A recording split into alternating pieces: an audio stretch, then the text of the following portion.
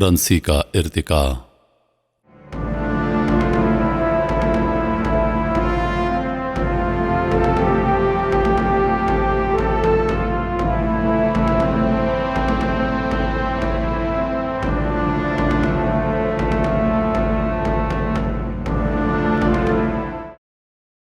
کون کتنا امیر ہے، اس کے علامتی اظہار یہی ہے کہ کس کے پاس کتنی کرنسی ہے۔ کرنسی شاید انسان کی اہم ترین ایجادات میں سے ایک ہے۔ کرنسی کا ارتقاء کیسے ہوا؟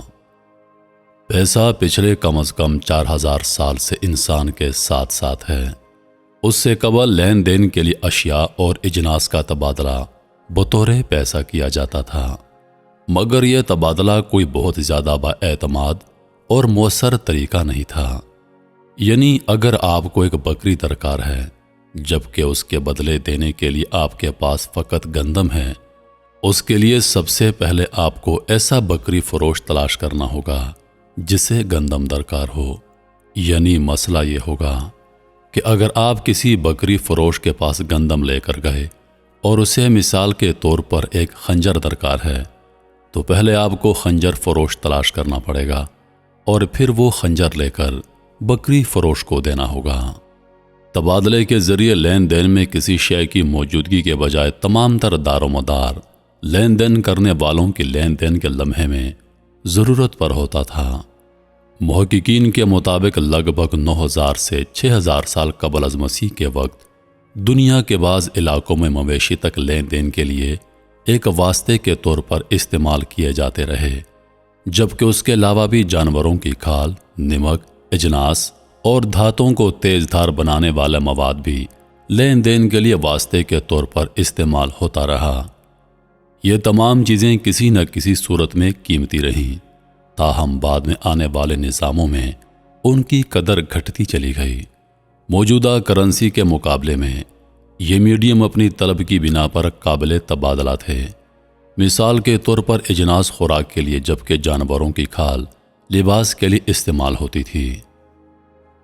3000 سال قبل از مسیح میں میسوپوٹیمیا میں شکل سکہ بطور کرنسی استعمال ہونا شروع ہوا، جبکہ جاپان میں ایک خاص مقدار میں چاول کو کوکو قرار دے کر جن سے تبادلہ کے لیے استعمال کیا گیا۔ تقریباً 3000 سال قبل چین میں جدید کرنسی کی جانب ایک قدم آگے بڑھایا گیا۔ یہاں چھرے، کلہاڑیاں، جانوروں کی کھالوں یا دیگر اجناس کے بجائے ان چیزوں کی علامتوں کا استعمال کیا جانے لگا، یعنی اصل چیز دینے کے بجائے اس کا ایک عکس۔ اس بنیاد پر 700 سے 500 قبل از مسیح میں یونان سے ہندوستان اور چین تک میں سکے رائج ہو چکے تھے۔ ہندوستان اور چین میں سکوں میں چھد کے ذریعے ان کی قدر کا تعین کیا جاتا تھا۔ اس طرح یہ سکے دھاگے یا رسی کے ذریعے باندھے جاتے اور ان کی نقل و حمل بھی آسان تھی۔ یونانی جزیرے ایجینیا پر غالباً پہلا مہر والا سکہ رائج کیا گیا تھا۔ اس جزیرے کے ہمسائے لیڈیا میں، جو مغربی ترکی کا علاقہ بنتا ہے، سونے اور چاندی کے قدرتی آمیزے یعنی الیکٹرم کے ذریعے سکے بنائے گئے، جن پر مختلف جانوروں کی اشکال بطور مہر استعمال کی جانے لگیں۔ اس طرح کرنسی کو لیڈیا میں بطور قومی کرنسی استعمال کیا گیا اور اس کے ذریعے تجارت کا عمل شروع ہوا۔ اس طرح یہ دنیا کے امیر ترین علاقوں میں سے ایک بن گیا۔ شاید یہ دولت ہی تھی کہ سلطنت فارس نے لیڈیا پر حملہ کر کے اسے فتح کر لیا۔ 600 قبل از مسیح میں چین ہی نے کرنسی کے ارتقاء میں ایک قدم اور بڑھایا۔ دھاتی سکے مہنگے اور بھاری ہوتے تھے اور ان کی تیاری بھی مشکل تھی۔ اس کے علاوہ ان کا تجارت کے لیے استعمال بھی بہت آسان نہیں تھا۔ ان مسائل سے نمٹنے کے لیے قدیم چین نے کاغذ کا استعمال شروع کیا۔ واضح رہے کہ کاغذ چین ہی میں ایجاد کیا گیا تھا۔ 13ویں صدی میں جب مارکو پولو چین گئے تو تب تک وہاں پچھلے 1800 برس سے کاغذ بطور کرنسی استعمال ہوتا رہا۔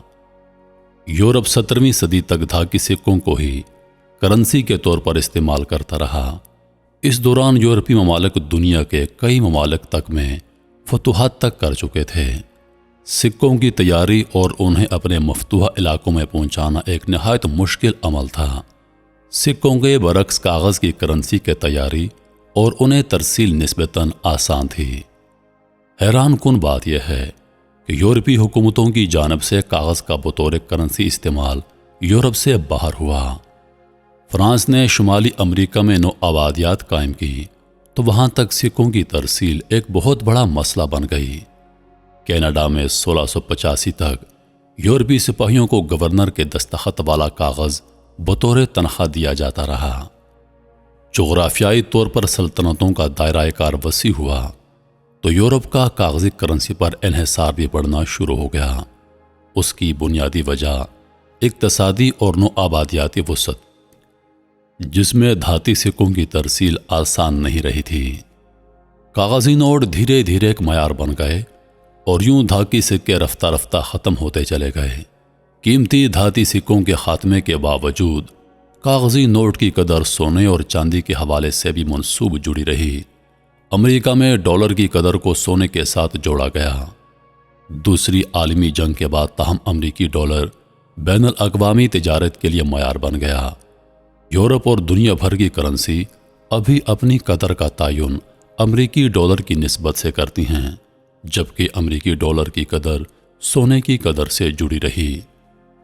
20ویں صدی میں اقتصادی وسعت دنیا میں موجود مجموعی سونے کے حجم سے زائد ہو گئی تو 1971 میں امریکہ نے ڈالر کے لیے سونے کی قدر کو بطور معیار استعمال کرنا ترک کر دیا۔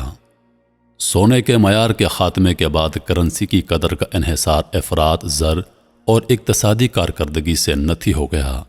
یعنی اب آپ کے ہاتھ میں اس وقت روپے کا جو نوٹ ہے، اس کا مطلب یہ ہے کہ آپ کے پاس اپنے ملک کی مجموعی اقتصادیات کا ایک ٹکڑا ہے۔